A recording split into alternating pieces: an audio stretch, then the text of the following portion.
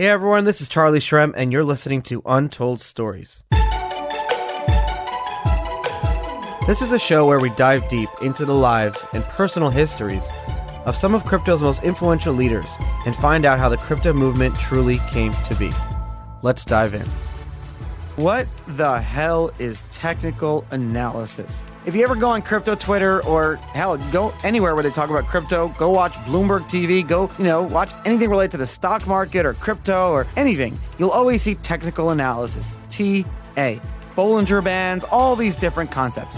What the hell is that? And can technical analysis actually predict the future prices of? On today's episode, we talked to TradingView General Manager Pierce Crosby on the magic of technical analysis, equity, ICOs, IPOs, transparency, and the future of crypto trading. We talked about exchange manipulation. Is it actually happening? TradingView has been around for before Bitcoin, and they are a company that aggregates constant data, analysis, charts, and allows traders and different people to analyze and distribute and share their analysis on crypto, stocks, gold, all these different things. So there's this amalgamation of data that is being brought in a real-time basis. And so there's no better person to ask about what's going on under the hood of crypto speculation and trading. TradingView's general manager, Pierce Crosby, shared with me today, what inspired him to found the company and how it has been a super exciting journey since the inception. We talked about crypto trading starting like when real trading started happening in 2013, 2014. That's kind of when trading started to take an institutional level. And we talked about that kind of transition. And what was very humbling and made me happy was how committed they are to retail trading, for you and me, not just the institutions, and equality for crypto traders. Enjoy the episode, and I'll talk to you guys right after the ads. How do you actually live your life on crypto? How do you do it? I've been doing it since I first got started with Bitcoin back in, 2011. But since 2016, I've been using the BitPay debit card to spend my Bitcoin on a day-to-day basis. And it's been such a great product that I've been using it for over 3 years. BitPay is now sponsoring Untold Stories, and they're going to be giving away free Visa debit cards to all my listeners. All you have to do is visit bitpay.com/Charlie. It's such an easy card to use. You get the card in the mail, you download the BitPay app, you put Bitcoin on the app, and when you want to send Bitcoin from the app into your debit card, it only takes a few seconds and you can spend your Bitcoin anywhere credit cards are offered. It's really so easy. You almost wonder, why didn't this come out in 2011 when Bitcoin first launched? Well, it was very difficult to do. In fact, I actually tried to launch my own debit card, but I wasn't able to because the credit card companies were very reluctant to do it. But now BitPay launched their product, and a lot of other companies have launched credit cards and debit cards using Bitcoin over the years. I still will only use the BitPay card. I'm very loyal to the brands I like, and I hope you guys are too. The fees are very low. You can use it to withdraw cash at ATMs. You can use it all around the world with very, very low fees. A lot of companies have tacked on super high fees, and I don't like that. So check it out, bitpay.com/Charlie. That's bitpay.com/Charlie. You get a free card. You don't have to pay for it. Usually the card costs $10 or more. There's a commitment, but you don't have to do that here. It's a free card. There's literally no reason to not try it out. I've been using it for over 3 years. So check it out. I'm super excited to share that we're now working with Bitpanda here at Untold Stories. Bitpanda is a leading European platform for investing in digital assets like Bitcoin and Ethereum. Their core product is an easy-to-use crypto on-ramp and digital asset broker with over 1 million users. How cool is that? You can not only trade crypto like Bitcoin and Ether, but you can also trade digitized gold and around 30 other digital assets. What's amazing about Bitpanda is how easy it is to set up an account within minutes and get going with the minimum amount of just €1. So make sure you check out Bitpanda. They are a sponsor of Untold Stories. I love them, especially if you're in Europe or anywhere in the world. Bitpanda.com. Thank you so much, guys. Over the years, a lot of companies have tried doing crypto social networking. But the problem is that there are a lot of really good social networking apps already out there, like Instagram, Facebook, Snapchat. How do we build a social network that's perfect for crypto? Well, I want to talk about Peppo, our newest sponsor of Untold Stories. Peppo is an amazing social media app that's built for the crypto community. What's really cool about it is that you can get rewarded for uploading and putting out good content, and you can also reward with crypto people who put up content that you really, really like. It's fast and simple, and it's the first crypto-powered app to be approved by the Apple and Google app stores. You can find me on Peppo right now at Charlie Shrem, the same handle as my Twitter, and I'm going to be posting interviews, travel videos, and more. So make sure you check out Peppo. It's super cool. Peppo.com. Enjoy it. Untold Stories wouldn't be here without the amazing production company Blockworks Group. A few months ago, I approached Blockworks Group and I said, hey guys, I want to do a show, Untold Stories. Can we make it happen? And these guys are the only event and podcast production company that I trust. Really, the show is powered by them, and it wouldn't be here today without the amazing work of the Blockworks Group team. So for access to all the premier digital asset conferences and to check out their other podcasts in their network that they produce, check them out at blockworksgroup.io. That's blockworksgroup.io. I promise you will not be disappointed. Hey everyone, this is Charlie Shrem, and you are listening to Untold Stories. My guest today, we're very special to have him, Pierce Crosby. He's the general manager for the Americas for TradingView. TradingView sounds familiar to you, right?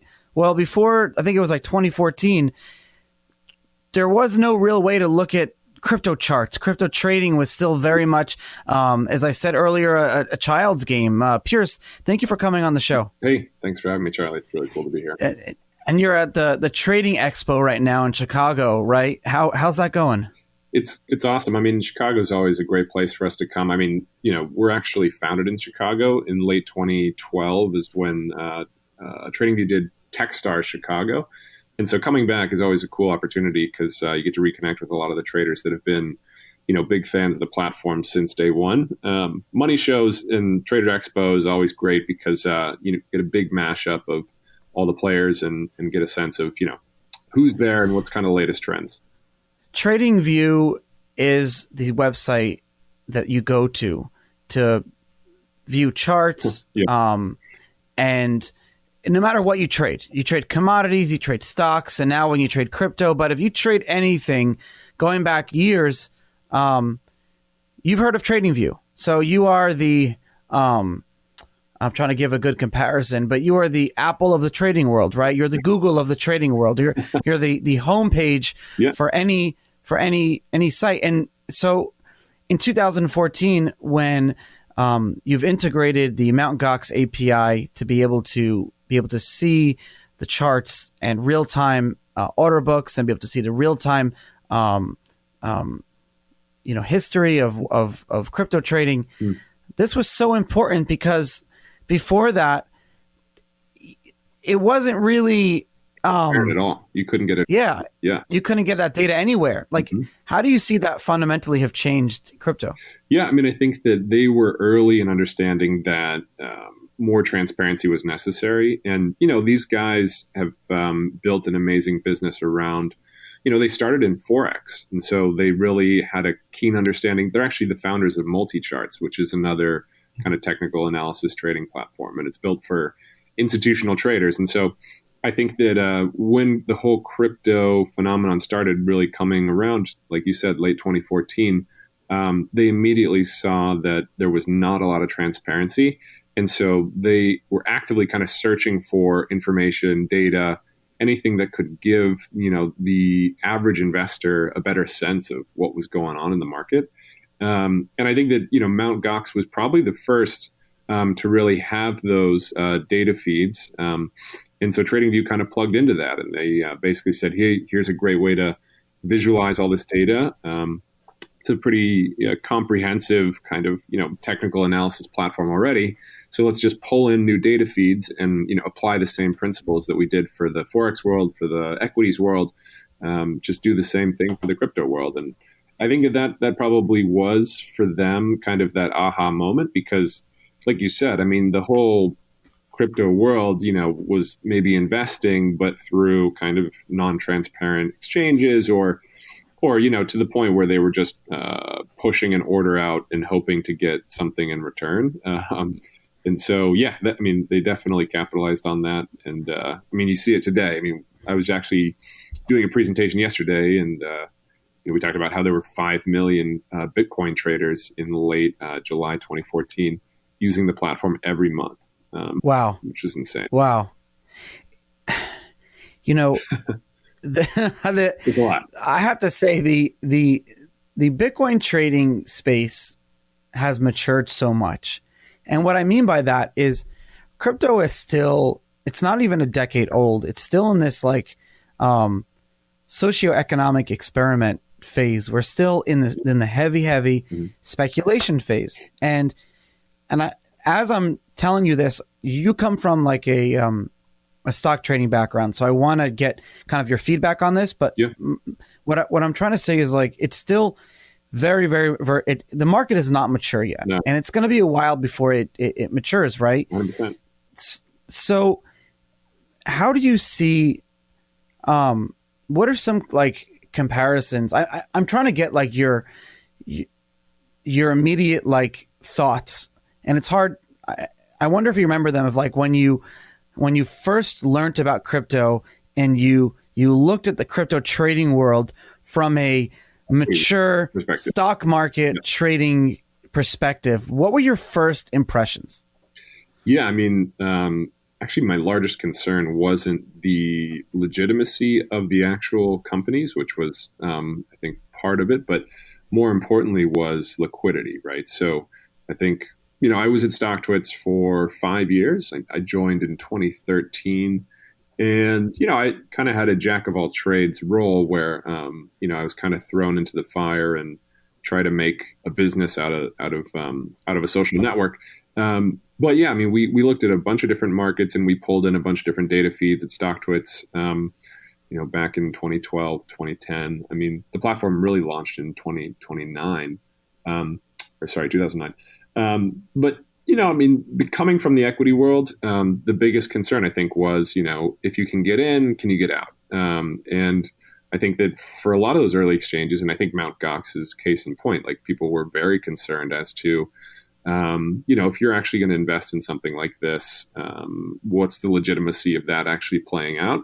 And I think what's really interesting is to see the maturity of that over less than a couple years, where some of the big guys have really come in and started to build a lot of custodian type businesses to assure that you're not going to lose your portfolio, or you can actually exit trades, et cetera, et cetera. And I think Coinbase has built a lot around their core product to assure customers that there's no issue of being able to trade or execute or anything like that.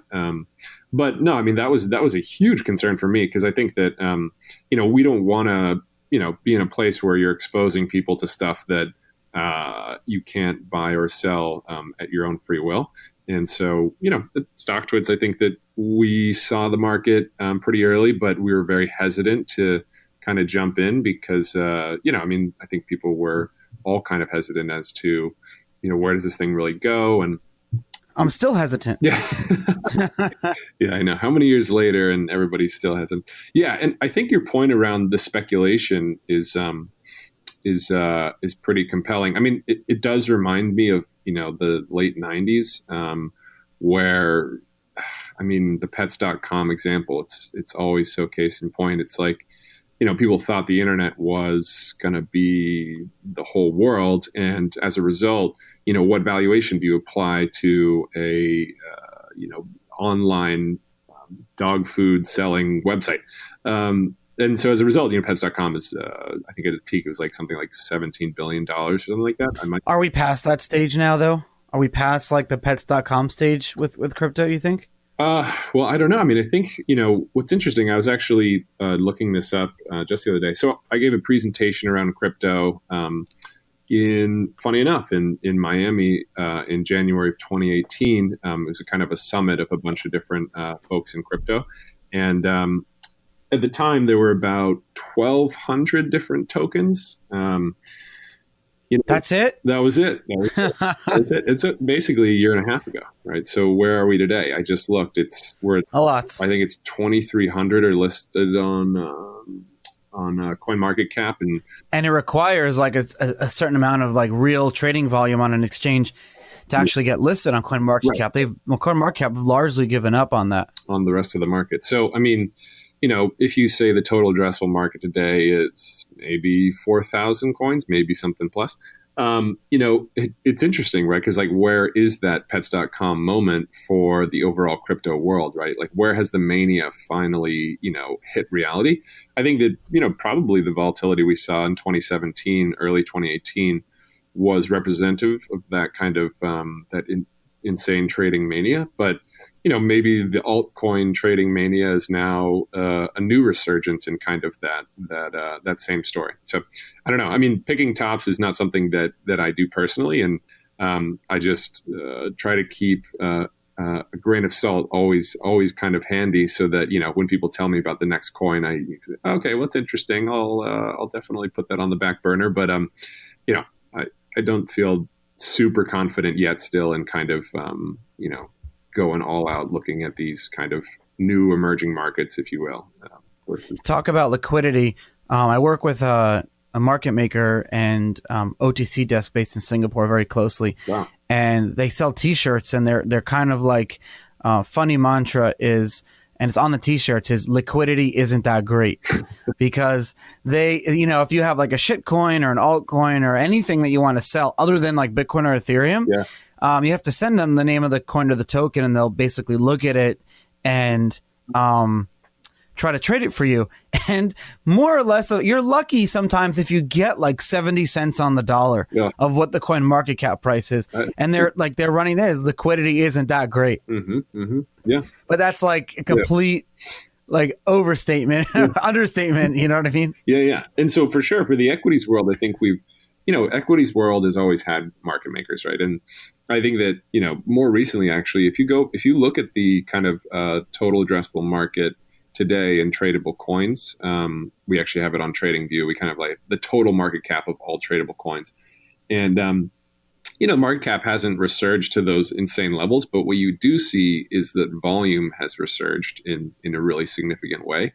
Monthly trading volume across the space has definitely ballooned. And so I think that's really kind of an indication that a lot more of the market makers are becoming involved, trading, not just big blocks, but very small trades back and forth as well. And I think that maturity is really healthy, because what you have is a bunch of different types of players, not just, mental retail traders trying to go all out and trade their entire book in a single day.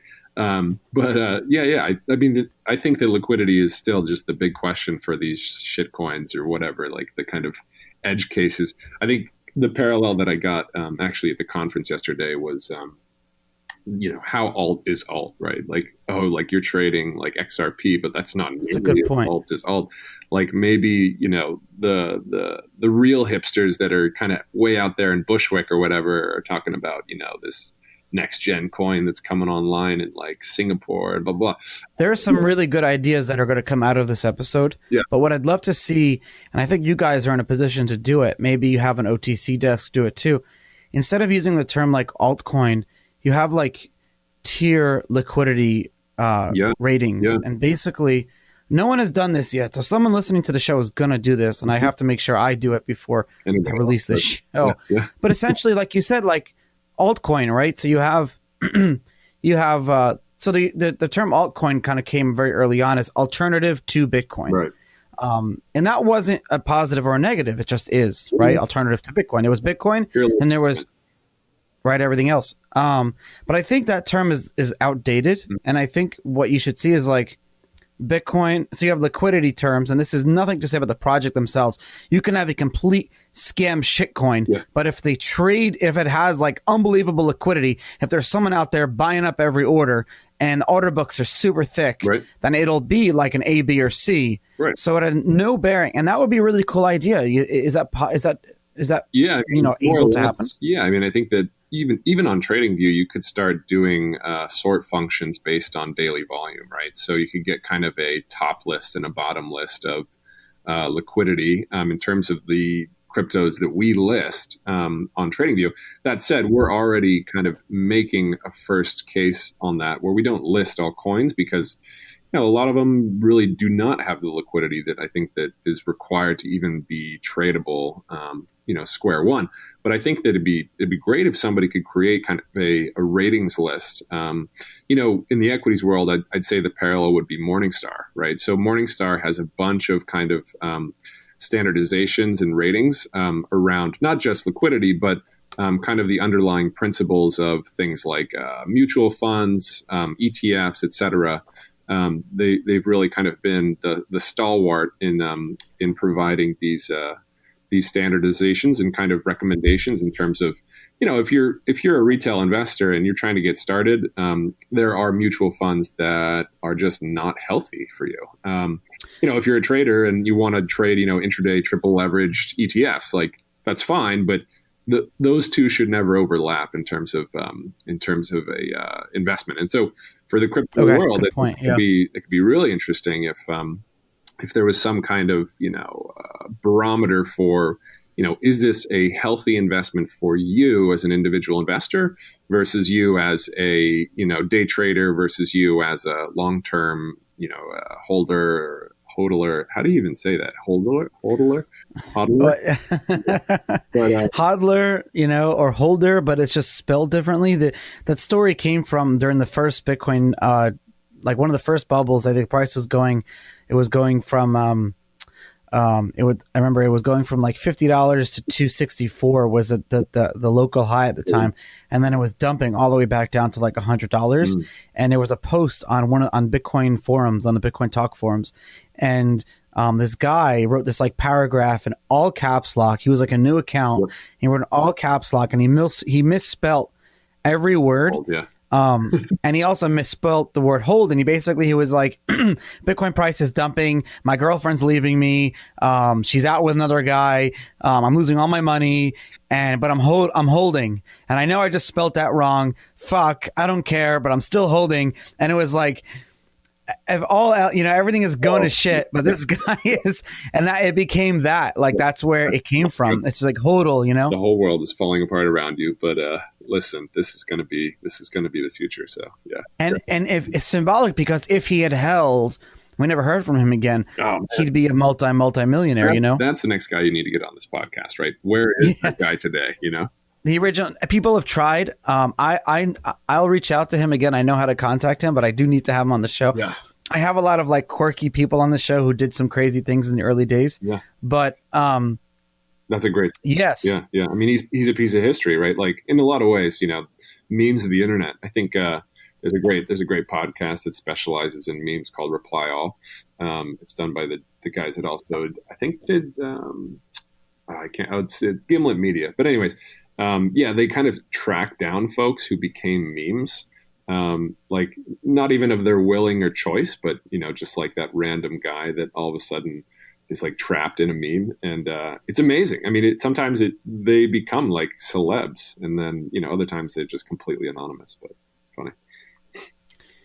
I want to talk about fake volume. There was a report recently that came out that said that 70% of crypto volume is fake. I want to hear your thoughts about that. I want to hear your thoughts about if you're a retail investor, because that's my listeners are very much retail investors or traders of crypto. How does one tell if volume is fake? Are there basic things someone can do when they're looking at the order books of a token or coin? They're looking at the TradingView charts, the trading history. Is there a way they can tell on if the volume is fake and what that actually means? Yeah. I mean, volume studies are super interesting, and I'm not super in depth in terms of, the tools that we even have at TradingView. And the reason I say that is, I joined 4 months ago as the GM and obviously scaling up my knowledge of the team and stuff. And pretty much every day I'm surprised at the depth and complexity of tools that we have for different types of studies. For volume itself, from the equities world, I would always look at volume based on trading over the course of a given day. As an indication of the health of a security or not. So for the equities world, the majority, probably 90%, if not more, of trading happens 10 minutes after the market opened and then 10 minutes before the market closed. So the majority of the day, you actually don't see any trading volume. And what that really means is the majority of trading today in the equities world is automated. It's really just bots kind of passing orders back and forth. And in the equities world, that's created a bunch of kind of concern about, the legitimacy of liquidity, right? I would say the same is probably the case in the equity world or in the crypto world, where the order book actually falls and, how much of the trading is being done by an automated system versus these large block traders versus, the retail trader.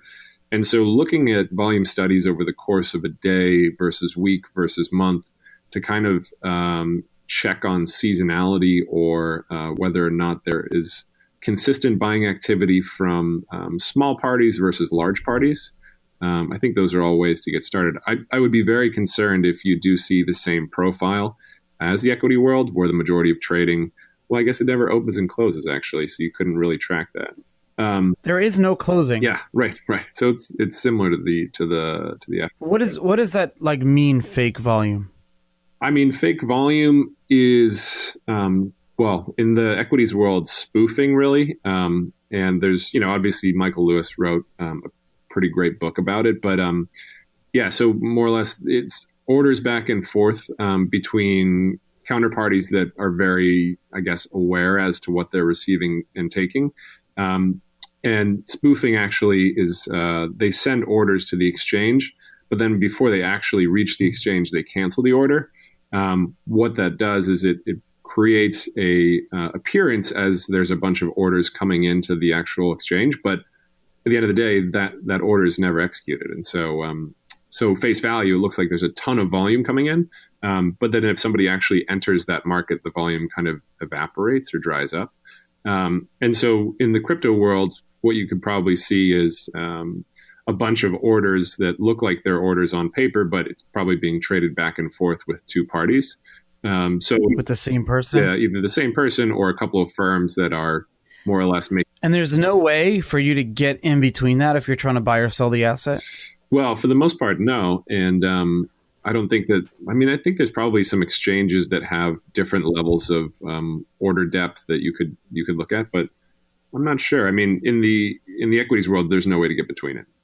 You basically just watch as it goes. What about trading fees? Wouldn't that be expensive to keep trading between two accounts? Depends the provider. If there are two HFT firms here in Chicago, I would say the cost is probably zero, if not close to it.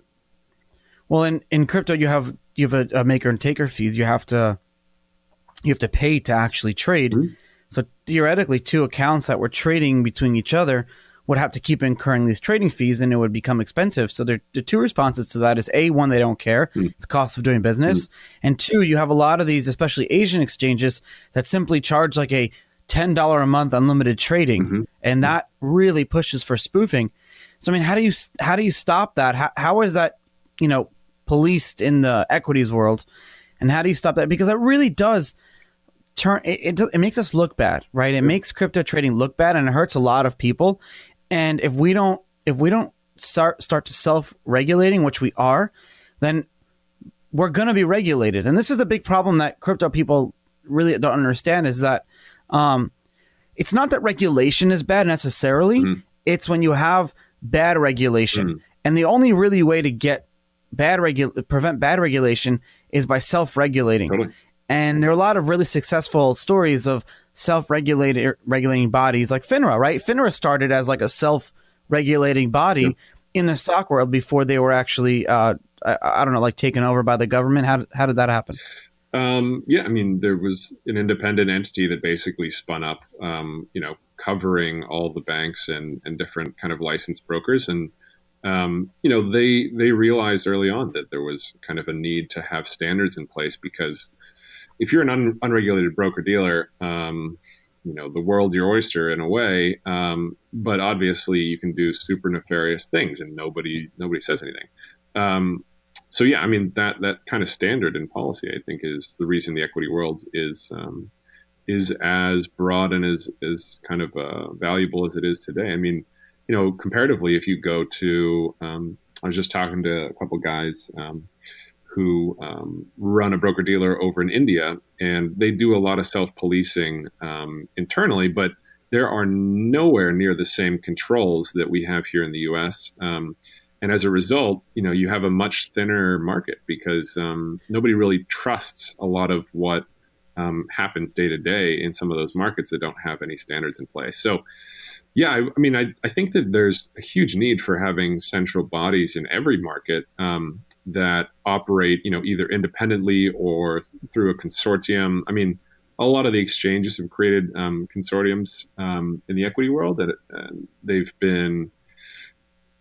Unfortunately, there's kind of this head-to-head battle with exchange kind of collectives versus the SEC now, and a lot of that has to do with these maker-taker rules that have existed for a long time and all this stuff. But that's the thing is the SEC or whatever regulator is always playing catch-up, and so is spoofing illegal in the equities world? The formal definition of spoofing is illegal. Yes. That's my next question: is what is the definition of spoofing? It sounds like such a crypto word, but it's not. It's an existing word, right? Yeah. No. It's very much an existing word. It's more or less fake orders, as we talked about. So, somebody can send in what looks like a very large order, and then before it actually gets to the exchange, it's canceled, and so it's recorded as an order, but it never actually executes. So it's kind of these ghost trades or kind of this ephemeral experience, but there is really no liquidity there. And so if somebody sees a bunch of liquidity on a given exchange, say I'm a Fidelity and I really need to commit a $50 million trade on Apple. Well, if I'm looking at Apple's order book today, it looks like it's super liquid. But what percentage of those trades actually get executed versus what are sent to the exchange in general can be two very different numbers. And so, but if it's in the order book, couldn't you theoretically just buy it? That's how it works on the crypto exchanges. Yeah, right. But so those are listed orders, and if Fidelity send in my order, those orders can be canceled before my order gets to the exchange. Oh. So as a result, I've sent in a $50 million order, and then all of a sudden what looked like a very deep book just disappears right in front of me. And that's the whole debate about high frequency is that, before my order can even get to the exchange, a high frequency firm has identified that Fidelity is sending in a massive order. And as a result, they cancel all of their orders before Fidelity's order actually It seems like in that world, right, in the example that you just gave, the motive for wanting to spoof would be to it's phishing, really. It's phishing. Yep. And I think the motive in crypto is different. There was a report that there was an article that came out last week that on CoinDesk that for $15,000, there's this company in China, there's this company in Russia that'll charge you $15,000 to fake your exchange volume. And the motive for that is because if you have high trading volume, you attract more people for trading your coin or token. And then you could eventually exit scam on them or sell or buy or do something you want. So the motive is different. The motive is to create fake volume to show that you actually have a deep order book buying and selling. Mm-hmm. Yeah. And I mean, I think that in some ways, it looks good for the exchange in both cases. But I guess the big issue that a bunch of large asset managers are, kind of really fighting against is, at the end of the day, I need to move a large block of cash. And if what you're presenting to me as an exchange is not really reflective of the liquidity that's actually there, what service does an exchange really provide? And so, I think in both cases, the exchanges need to be policing these things way more. And I'm not sure, how that's done. Why would they want to? They're making trading fees. They're making money. Right. Well, I mean, yeah, I guess it's the thing is like for them, it is definitely a cash business. But if you're thinking about it from a client, I guess service provider perspective, clients are going to continue to be angrier and angrier if they're not getting the best bid, best ask when they're coming to the market. And I think over time, that's a natural symptom of that's why the IEXs of the world have kind of come into fruition, because people are so angry with the traditional equities exchanges. And so as a result, I mean, I assume it's going to be the exact same for the crypto world. Like, I know that Gemini is a very large exchange. I assume they're building policing policies for kind of, Gemini is definitely leading the charge as building this SRO and also the self-regulatory organization, but also trying to be the shining city on the hill. I know Cameron and Tyler for a very, very long time. Yeah. And I remember when they first invested in BitInstant, and I was a kid. I was like 20 years old when they first got into crypto. I remember them telling me, you need to make sure that you're the shining city on the hill. Yeah. That's kind of their, and for better or for worse, I think for better, it'll be good for the crypto space in general. Mm-hmm. And I think long-term it'll help.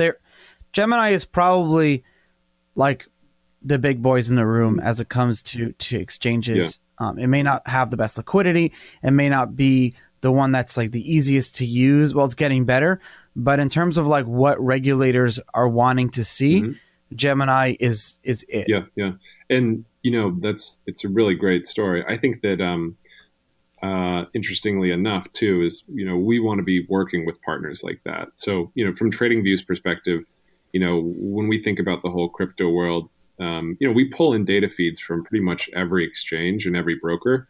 But in terms of, going any farther or doing any kind of custom integrations, we look for standards. And in a world that is pretty non-transparent, I think that Gemini has done an amazing job in kind of establishing those. Like you said, I mean, they don't have nearly the liquidity as some of these exchanges, but that's the thing, is that you might not get the liquidity that a completely unregulated exchange is going to get. Sure. And that tells you a very interesting story too. How do you actually live your life on crypto? How do you do it?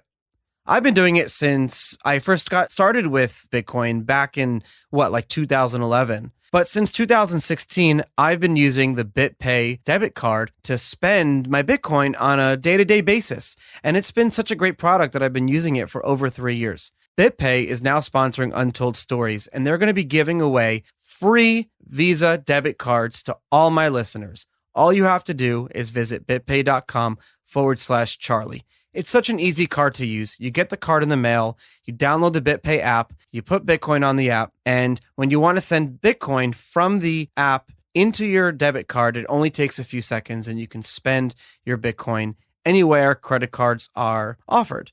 It's really so easy. You almost wonder, why didn't this come out in 2011 when Bitcoin first launched? Well, it was very difficult to do. In fact, I actually tried to launch my own debit card, but I wasn't able to, because the credit card companies were very reluctant to do it. But now BitPay launched their product, and a lot of other companies have launched credit cards and debit cards using Bitcoin over the years. I still will only use the BitPay card. I'm very loyal to the brands I like, and I hope you guys are too. The fees are very low. You can use it to withdraw cash at ATMs. You can use it all around the world with very, very low fees. A lot of companies have tacked on super high fees, and I don't like that. So check it out, bitpay.com/Charlie. That's bitpay.com/Charlie. You get a free card. You don't have to pay for it. Usually the card costs $10 or more. There's a commitment, But you don't have to do that here. It's a free card. There's literally no reason to not try it out. I've been using it for over 3 years. So check it out. And thanks for listening to Untold Stories. All right, so I hope you didn't skip my ad, because in the early part of the episode, we talked about how Bitpanda is working with us here at Untold Stories. Bitpanda is the leading European platform for investing in digital assets. I really like Bitpanda's approach. Why? I'll tell you why, so don't skip. Basically, what they're doing is to apply the same tech you're used to from Bitcoin to other digital assets. So, for example, you trade real precious metals like gold and silver on their platform 24/7 with ultra low fees. And what's really cool is that you can trade gold and silver and these other precious metals with other assets like Bitcoin, Ethereum, and other cryptos that they support. So in a nutshell, Bitpanda is advocating the tokenization topic. So they want to bring financial products like stocks, ETFs, and more to everybody who uses their platform anywhere in the world. So check them out, bitpanda.com. Support my sponsors. Have a great day. Over the years, I've learned a lot from crypto winters, a lot of the bull and bear markets, and there's a lot of things that I've learned. But one of the most important things that I've learned is that community is one of our strongest assets. It allows us to continue working together and talking to each other during the good times, the bad times, and hopefully not the ugly times. Over the past few months, I've been speaking with the Peppo team. These guys have spent years working with members of the crypto community and learning what we want in social sharing apps. And I'm really excited that Peppo is now one of the sponsors for Untold Stories. Even in the few weeks since they launched Peppo at DevCon, not that long ago, I've seen them make so many improvements, like hashtag search based on feedback from people using the app, and so many different features that combine the best parts of what we already love, that parts of Instagram, Facebook, Snapchat, but it combines it in a perfect way with such a nice user experience and good security. It combines them so perfectly that it looks like, and it actually was built for the crypto community. You can download the app by going to peppo.com/stories, and you can find me there at Charlie Shrem, the same as my Twitter handle. And so up until now, like, the current crypto exchanges largely fit into a framework of what you guys are doing, before you integrated with crypto, right? It was simple as putting in an API. But now you have like decentralized exchanges, and they're not there yet. Like they're definitely getting volume, and they're somewhat easy to use. They're still somewhat complicated. We had a trader work for us, one of our partners, and he's pretty good with computers. He comes from he actually owned a company that was eventually sold to E-Trade like 30 years ago. So that's the kind of trading that he was doing. And he figured out how to use a decentralized exchange. It took a while, but he figured it out. So it's still somewhat complicated, but it's going to get easier. How do you see decentralized exchanges fitting into your purview? I mean, do you see people like trading on them? Do you see them eventually becoming the norm? Yeah, I mean, are there like a couple examples you can give? I mean, I'm actually not familiar as I should be with kind of the decentralized world versus the centralized world. I mean, so you have the centralized exchanges like the ones we talked about, like Bitstamp, Gemini, Bitfinex, and they all basically maintain the database. They maintain in real time the ledger. They hold custody of your coins while you're selling them, so they're custodializing.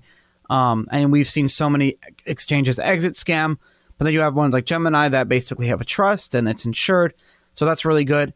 But essentially, the idea behind decentralized exchanges is it's basically software kind of similar to the way like BitTorrent would work, that you're custodializing your own coins. The other person, the other side, is still custodializing his coins, but you're able to put orders in, and there's an order book.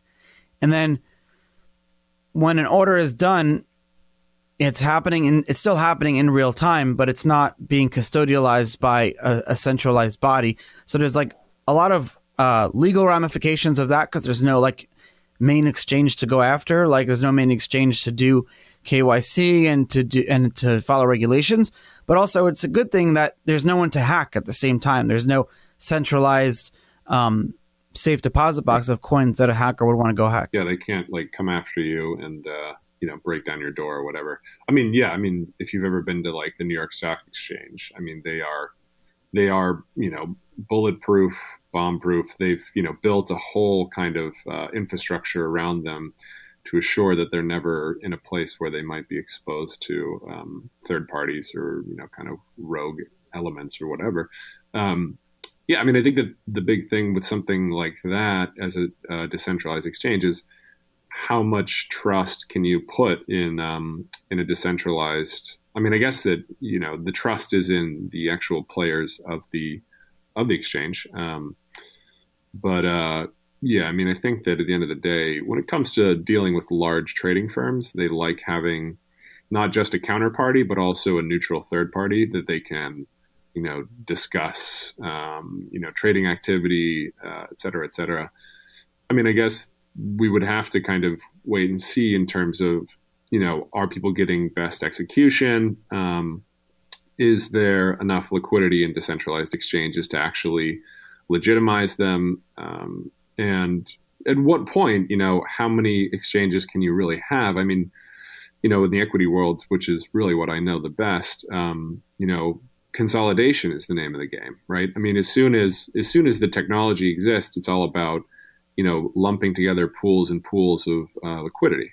And so if there are new decentralized exchanges now coming to the foreground in combination with the centralized exchanges, it just raises a question as to, are we really overdoing it versus, what kind of utility purpose does an exchange service for us in general? And so the more and more you fracture and kind of fractionalize and create further and further pools, further and further out, so that, if you go down to, I don't know, Peru, there's like Peru's decentralized exchange. Like, is that really helping anybody, I guess, versus, can we all kind of like move them into one central repository where all liquidity exists? And then, that there are some ideas that basically do that. There are some ideas of people, and there's another second good idea because I haven't seen it yet. But the idea is to basically have a some sort of like exchange or software or something, an interface that allows you to place orders, like whether it's like an instant order or put a trade in the order books, and it goes across all the liquidity. So basically an exchange that takes in the liquidity from all the exchanges in real time, and allows you to access the liquidity. So for example, let's just say basically. What? An exchange of exchanges.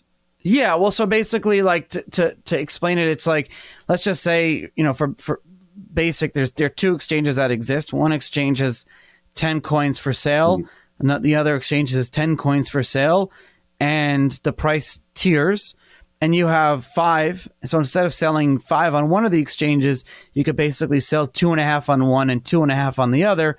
So you don't push the price as much, and also you get the better price because the prices were tiered. Yep. But instead of having to create 2 different exchange accounts, you could do it on this one exchange. To do that, it would require a lot of work because you'd have to have either you have your own accounts at all these exchanges, or you have some company trading on your behalf. And I don't know how that would work regulatorily. Like, is that even a word, regulatorily? Like, regulatorily. I don't even know if that's a real word. I'll shout out to, we actually just met with them about 2 weeks ago. Tagomi, have you heard of Tagomi? I've heard of these guys, yeah. So I was really impressed just demoing their product and their special sauce. So a lot of them are ex-HFT guys. They know the high-frequency world really well. And, as the high-frequency world knows, it doesn't matter what exchange you're looking at, you're just trying to get best ask, right? So, if it's from the NYSE or it's from the London Stock Exchange or the Deutsche Börse or anything like that, best order is best order. So they look cross-asset and cross-exchange. And so when they founded Tagomi, I think they had the same thesis in mind where, they don't want to work with one given exchange in the crypto world. They want to work with as many as they possibly can, and then ultimately provide that as a service to the customer, right? So that, doesn't matter if Bitfinex or Gemini, whoever serves you the best price is where they'll execute. And so their specialty is execution, and they've created a bunch of interesting algos that basically go after easy pools of liquidity versus going after a single exchange. And so, I mean, I think that the more you can move in that direction is going to be really interesting. The question being is, ultimately, if they're going to be the custodian as well, they're going to build a very large pool of cash themselves. So, would they, should they be self-executing or self-clearing versus going to a third party? And, where do they draw the line in terms of what level of service do they kind of take on themselves? But I think that they need the exchanges and they need to work with them in order to actually service their clients. So, but it's an interesting kind of unique case where they're not an exchange, but they are kind of providing that interesting conduit between exchanges and between brokers versus going direct to one provider. So I was really impressed with the team. I mean, they are rock stars in the HFT world, and now kind of sinking their teeth into this, I think is quite an interesting problem to be solving for. Will Bitcoin volatility go down or go away over time? Or crypto volatility in general? Oh, man. I mean, you know what? I mean, to be honest, who really knows? But I think that, at TradingView, volatility is good. Is your friend. Yeah. It's your business. I mean, that's the thing, we're a technical platform. We're rolling out a lot more fundamentals in the near future, actually. But, currently we're a technical platform. And for the most part, folks that are, trading on technicals are very interested in volatility because it has a lot to do with kind of, where you see momentum come into play and a lot of these kind of other strategies. And so volatility is good. Should it go away? I mean, if you want mass adoption, I think it really should. Yeah, because that's what people complain about. 100%. I mean, in the equity world, right, like Apple moves maybe 0.5% a day and people are like, well, that's crazy.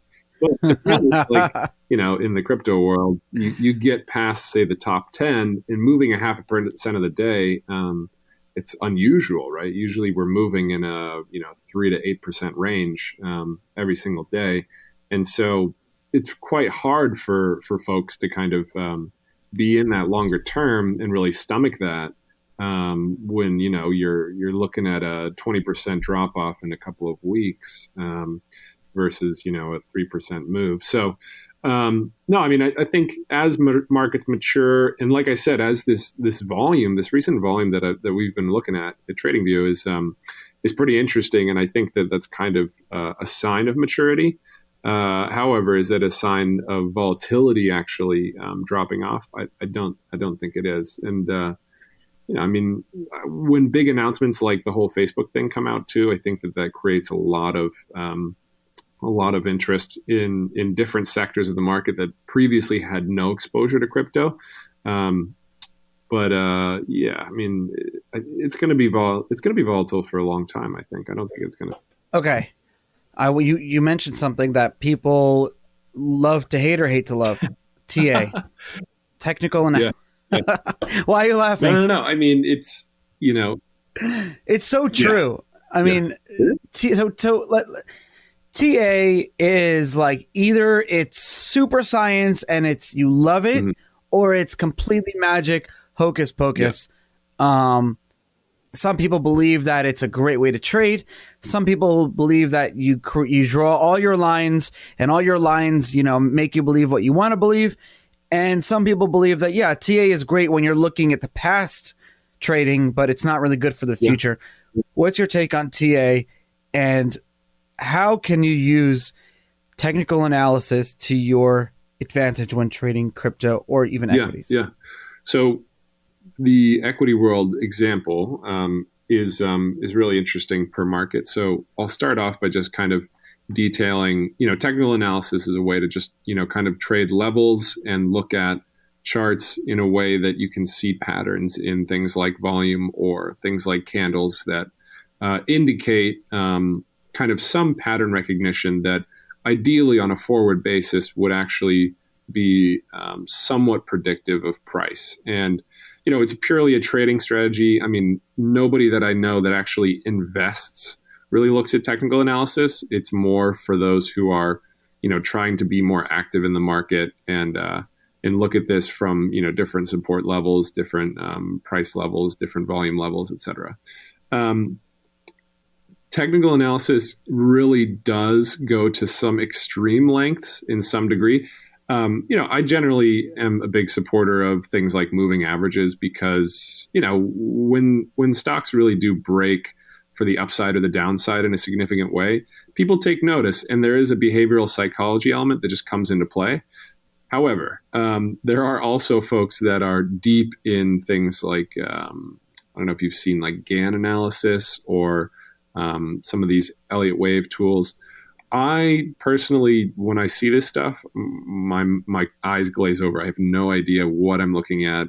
There's 7,000 lines like pointing in all directions. What about Bollinger Bands? And be careful what you say because he listens to the show. Really? That's awesome. I mean, he frequents the Money Show a lot. He may be there right now in Chicago. He may very well be. There's some big personalities at Money Show actually. So no, I'm a big supporter of Bollinger. I mean, he's actually probably one of the godfathers of technical analysis. I mean, he is. I mean, he's one of the old school. So, but one thing that I think is super important and, a great kind of piece of information for folks that are in the crypto world is, technical analysis really harks back to understanding behavioral psychology and the psychology of markets. And, why it's not really, I guess, a science, especially in the equity world, is that the majority of investors, are big institutional investors in the equity world, in the U.S. at least, right? So 2/3 of the U.S. equity market is institutional, meaning this is institutional liquidity, and folks are, buying for the longer term. They're not kind of buying, they're not trading intraday. I mean, a lot of them are, but they're doing it from a perspective of a fundamental investor, not from a technical investor. Competitively or comparatively, if you go to the Hong Kong equity market, 2/3 of that market is retail, right? So the psychology there is completely flipped. And so the average market participant is a retail trader. And as a result, retail traders move the majority of the market. So I think it's really interesting to compare to the crypto world because what percentage of a given asset is traded by institutions versus traded by the individual or the retail? Is there a way to tell? Well, I mean, I think that you got to look at the volume profile. If it's a bunch of gigantic block trades in a given security, then that would indicate that somebody on the institutional side is moving around a lot of cash. But what's interesting is that a lot of these institutional guys are getting smarter about being noticed in this and then breaking up their orders over the course of a day or, over 10 exchanges like we were talking about. And so it's much harder to detect than it used to be. But no, generally speaking, the SEC actually does kind of in-depth analysis as to who the market participants are in given securities. And so as a result, we know kind of from a neutral third party, this regulator, that this is the volume profile. These are the actual players in the U.S. Interesting. And so in the crypto world, I don't know if that exists. And to be honest, if it doesn't, it should, because that could give you a great indication as to the health of the market, but also to the value of technical analysis. Because once you have that 51% majority who believe in kind of the behavioral psychology of the market, then technical analysis becomes more and more influential. The bigger and bigger the institutions that are involved, that aren't trading based on technicals, then it's less influential. But if 99% of a crypto market believes in technical analysis, then it's true. Then it's self-reinforcing. And so that's kind of the bizarre, does it work? Does it not work? It really depends on who's actually in the market. I want to ask you a question that may, and because I have my own answer, but I don't know if I'm right. Well, it happens with most things, I think. But ICO versus IPO. So the term ICO is largely being like moved out because it's gotten dirty, and you have like the IEO, the initial exchange offering. But I want to have a different take on it from your perspective, right? So I tried many years ago, I tried participating in an IPO. I forget which one it was. I felt, and this was years before the ICO even existed. This is before 2014, before even Ethereum existed. I felt that the IPO process was largely unfair. You had these large institutions, you had the underwriting banks, and the investment banks would get the best deal, the best discounts, and then they basically reselling it to someone who's then reselling it to someone else, who's then eventually reselling it to me, the retail investor. Yeah. So I'm getting the worst deal, but it's my money that's actually like basically underwriting the whole deal. And I felt this was unfair, not transparent, but it's kosher. I mean, it's allowed by the SEC. That's the way it's done. And then you have the ICO process. And the ICO process, I felt, was there were a lot of scams and a lot of frauds and everything, but the trading was a lot more transparent, and anyone can get in, right? Yes, there were discounts that were to be had, but anyone could get them if you emailed the company. If you want to get a SAFT, and why is this allowed in the equities world, but it's not allowed in the ICO world? I mean, am I wrong about how IPOs are done? Can someone participate in an IPO at the same deal that Goldman Sachs would get for an IPO? No, definitely not. Yeah, I mean, I'm a big believer in, if I believe in a company and it's going to go to IPO, I should have the equal rights to be involved in that process as the next guy, right? The problem with the equity world is that it's very much based on how many degrees of separation are you from that, and as a result, you are last in line in a lot of cases for these deals, and that's really just been the way it is historically. And you got to think about where we were pre-internet and kind of distributed information, where an IPO, say in New York in the late 1800s, early 1900s, it was really a information based game. You were in Lower Manhattan and somebody said that they were going to bring a company to market, and they're out in the street basically hawking this thing to all these local bankers. And that was like the initial process to build up interest around a company. And then, the turn of the century, there's a big thing that not turn of the century, but early 20s, 30s, green mail was kind of these flyers that they would send out to, a bunch of different brokers all over the US to kind of have them do some initial road showing of IPOs. And, to build up interest with their clients. And so you could build new pools of liquidity distributed across the U.S., not just in New York. Fast forward to today, companies have road shows before they go public. But, who ultimately owns the keys to those road shows? It's the banks that underwrite the actual road show and take a company to market. So they still have the keys, and as a result, you can't go, direct to the company, right? You can't just walk up to, GM and say, "Hey, I want to participate in this new company that you guys are launching," or what have you, and going public. It just doesn't work like that. So to compare, when the internet came along, and obviously everybody can get involved day one, I think it's a great opportunity. However, one role, I guess, that the banks still play is, legitimizing this company and really having a solid understanding of financials and all this stuff versus, if you're going for an initial exchange offering or whatever this is online, what level of transparency do you really have there before you just throw them a, $50,000 check and, kind of hold your nose and hope for the best. I think there's definitely an upside to that and a downside to it. Sure. But yeah, I mean, it really, if you were to relaunch the IPO process today versus where it was, I'm sure there'd be a direct to consumer component. It's really just the historical legacy of what an IPO was, back in the day that has made it very much a inside baseball game. Like you have to have connections to certain banks in order to actually get that level. that exclusivity like gives it an air of, being mysterious that people are attracted to. Yeah. And and you have to know somebody to get it. I mean, that's the thing, is it's not something you can just walk up to Goldman and say, hey, I know you guys are running the Slack IPO, give me a chunk, and they're going to be like, who the fuck are you? I mean, they've no interest in giving you any of that liquidity.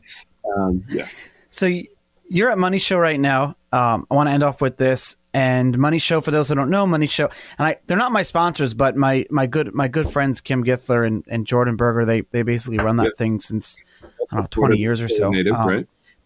Based here in Sarasota, Florida, which is really cool where I live. And that show has largely been around for decades, and they do 9 or 10 conferences a year. And basically, it's an equity show. It's a stock. It's, you have famous advertisers there. You guys are there. You have TD Ameritrade. You have Tasty Trade. You have Merrill Lynch. You have all the big boys are there. But now, like, as about a year or two ago, the crypto world is like slowly creeping into the Money Show. You're at the Chicago show right now. What type of crypto stuff do you see? How is the mesh with the traditional equities world? How is that working? Like, what, give me like a on the ground perspective right now. What's on the ground? What's front lines? I'd say the variation of attendees is on the crypto side is really interesting. We have seen a couple of broker dealers, but there's a bunch of folks that are also kind of playing this roadshow perspective. Like I watched a presentation yesterday from a guy who basically is, saying I have, unique access to, kind of new coins that are coming up. And as a result, I can get you in, but, it requires you to commit. I think his minimum was $50K.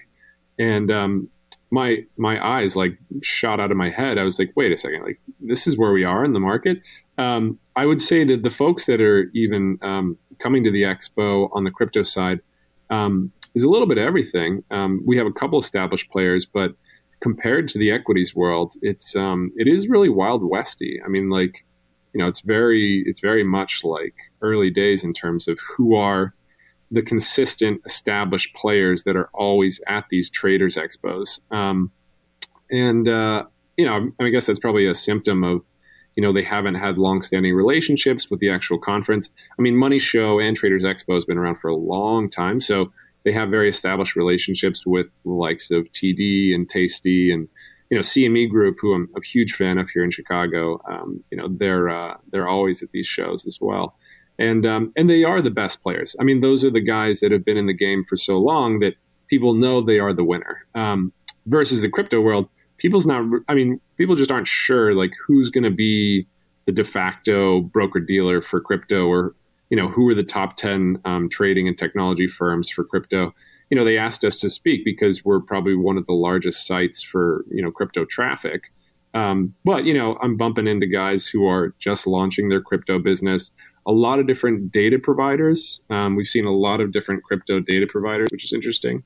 But it is Wild West. I mean, it's. I hope that next year when we come back, we'll kind of see this maturity, much like you might have seen in the equities world. But it's still the wild mess, man. It's really interesting to compare. So yeah, fingers crossed. But I mean, we're here because retail trading is our bread and butter, and we have a bunch of institutional guys kind of joining the platform more recently. But we always want to give back to the retail investor, the individual investor, whether they're in crypto, equities, et cetera. So it's a great opportunity to kind of reconnect with a lot of the folks that are on our platform every day anyways. Pierce Crosby, General Manager for the Americas of TradingView.com. Thank you so much for coming on the show. And everyone can check you out at TradingView.com, and your social channels and everything will be in the show notes. Thank you so much, and enjoy Chicago. Charlie, thanks a lot. And thanks for listening, everybody. Hey, everyone. Thanks for listening.